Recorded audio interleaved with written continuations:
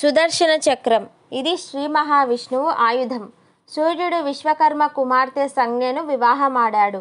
ఆమె అతని వేడిని భరించలేక తండ్రికి చెప్పగా విశ్వకర్మ సూర్యుడిని ఓ తిరిగే యంత్రంలో పెట్టి సానపట్టగా కొంత పొడి క్రింద రాలింది. ఆ పొడితో విశ్వకర్మ సుదర్శన చక్రాన్ని, పుష్పక విమానాన్ని, త్రిశూలాన్ని, శక్తిని తయారు చేసి సుదర్శన చక్రాన్ని మహావిష్ణువుకు ఇచ్చాడు.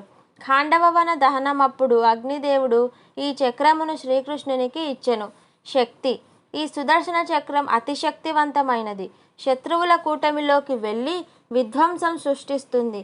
మహావిష్ణువు తలచగానే ఈ చక్రం సూర్యగోళంలో సూర్యుని వలె ప్రకాశిస్తూ అగ్నిని, వేడిని సృష్టించి శత్రువుల్ని నాశనం చేసి తిరిగి విష్ణువు వద్దకు చేరుతుంది. వీడియోని లైక్ చేయండి, షేర్ చేయండి. మరెన్నో ఆధ్యాత్మిక అంశాలను, ధర్మ సందేహాలను తెలుసుకోవడం కోసం కల్లాజీ క్రియేషన్స్ యూట్యూబ్ ఛానల్ను వెంటనే సబ్స్క్రైబ్ చేసుకోండి.